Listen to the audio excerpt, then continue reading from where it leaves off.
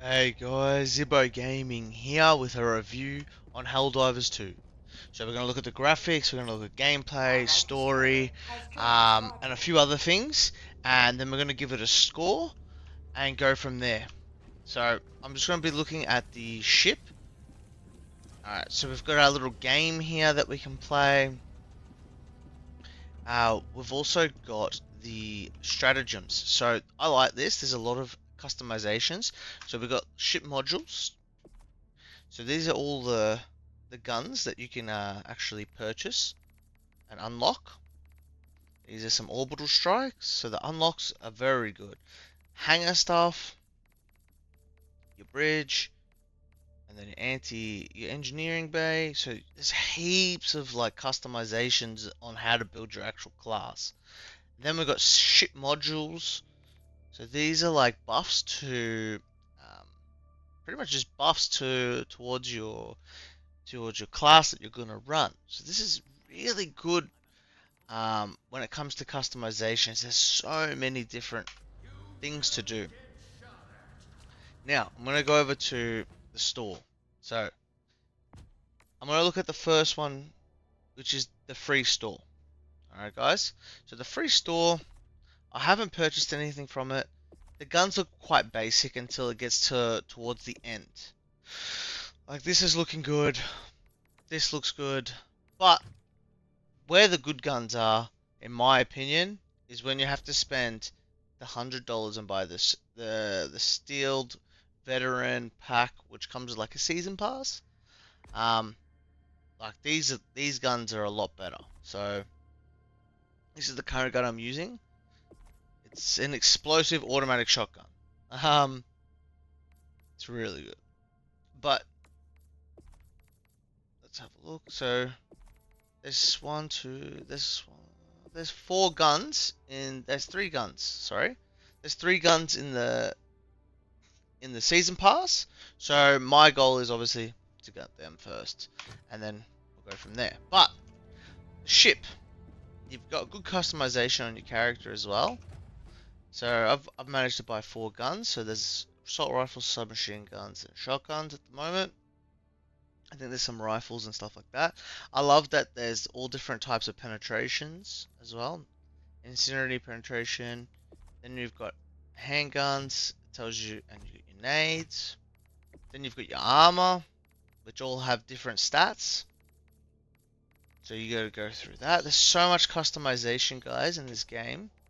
And then you get your capes. Then you got your character. You can change all the boosters and stuff like that. I need to get a booster. I haven't got one of them yet. And then it tells you your career stuff. So I've been playing the game quite a bit. Got 6 hours in the game so far, so I've got a decent amount. But guys, this is where you take up missions and whatnot. So there's a few.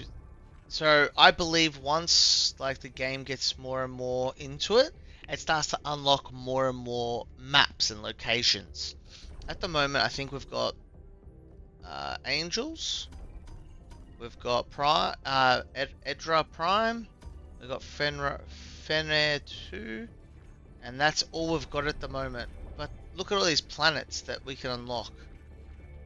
But they slowly unlock as the game progresses in age. So there's a lot more places to go. Like if you look, like there's a whole map. So guys, look at that. There's even up here we can go, but these are all different sections of the game. So there's so much more progression that they're just spoon feeding us, I guess. That's the best way to put it. But I'm loving it because it gives me so much more time to play the game. It's really good. There's 50,000 people at this point in time playing, which is quite a lot for 6:45 in Australia. But guys, now I'm going to cut to some gameplay and really get into the footage of why this game is so good and why it could be Game of the Year. Alright? Alright guys, we're going to jump into some gameplay that I pre-recorded. So, I'm going to look at the graphics, we're going to look at some gameplay, the gunplay, how responsive the game is, how good it is fighting the enemies, and everything along those lines. So, in my opinion, the graphics are really good for this type of game. There's a lot of enemies, there's a lot of spawning, there's a lot of things happening in the map, and I feel that the graphics, they they're perfect for this type of game. They're not like, oh my god, like, oh, crazy story game. Nah, it's perfect for this game. There's so much action going on. You don't expect anything less. Um, I think it's perfect graphics, so I'm going to give the graphics an 8 out of 10. Actually, I'll give them a 9 out of 10. They're perfect in my opinion. The only things that I would, the graphics sometimes when you're running it at super high, I got a 3080. Sometimes it does crash, but I think that's more based around the game. So I turned down my graphics until they fixed up all the bugs and whatnot with crashing, because that has happened quite a bit, but it's slowing down a lot. But the gunplay. So we're obviously going to fight some guys in a second. Look at these guns. The gunplay is so smooth. It's satisfying to kill the creatures. Let's go in. I think we're about to go into a hive.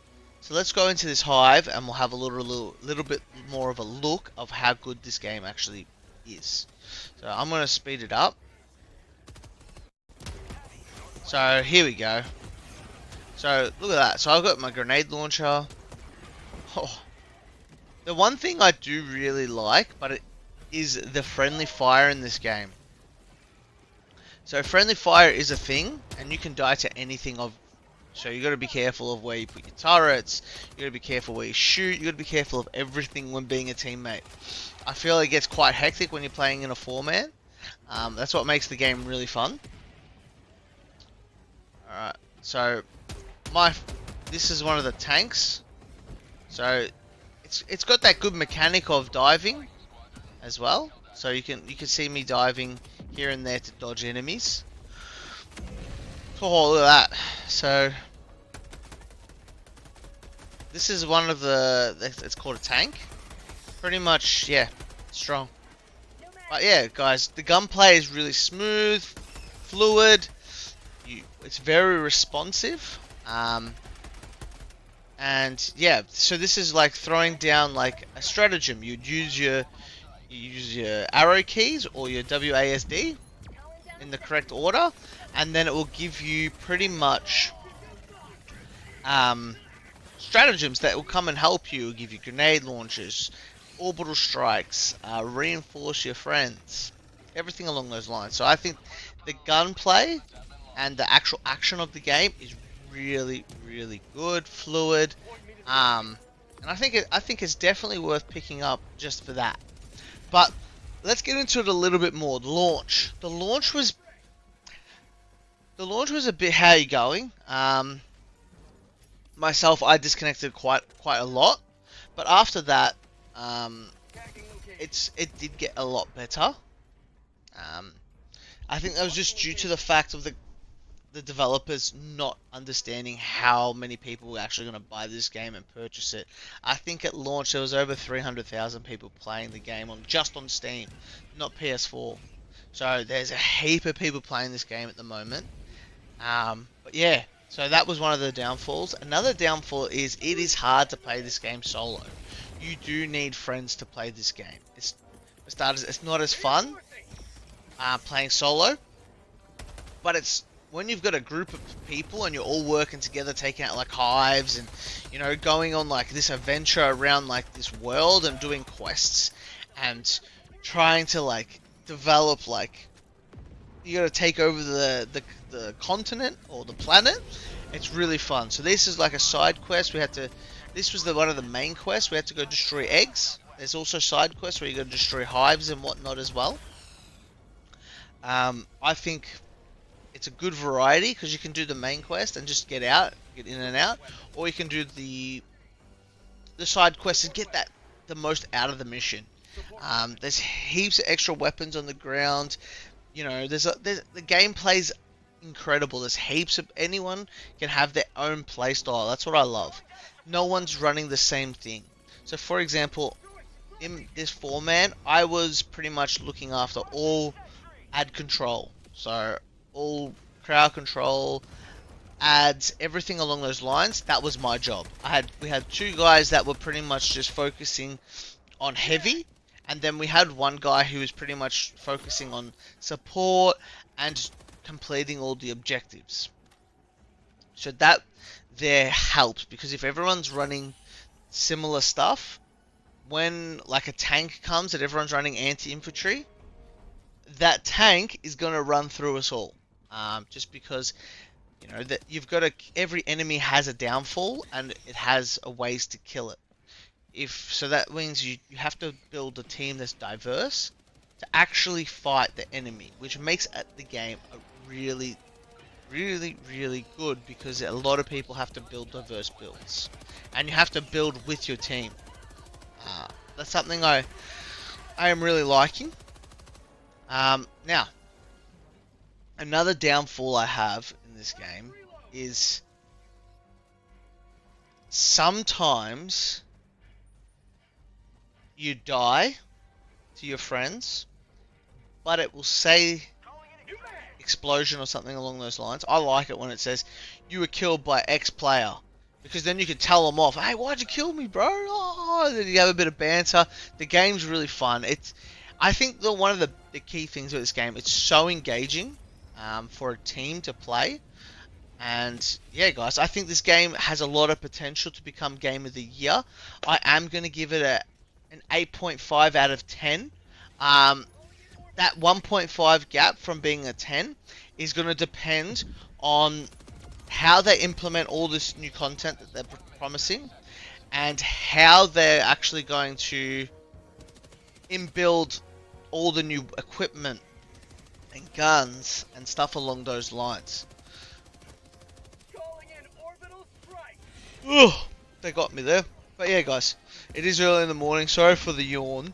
But yeah, this game has so much potential to become Game of the Year. It's really now depending on how they go about adding the new content and everything along those lines. Guys, if you made it this far, thanks for watching. Hit that like and subscribe button, and let me know in the comments below. Are you playing this game, and how do you find it? I definitely would say to buy it though. Thanks, guys. Evo Gaming out.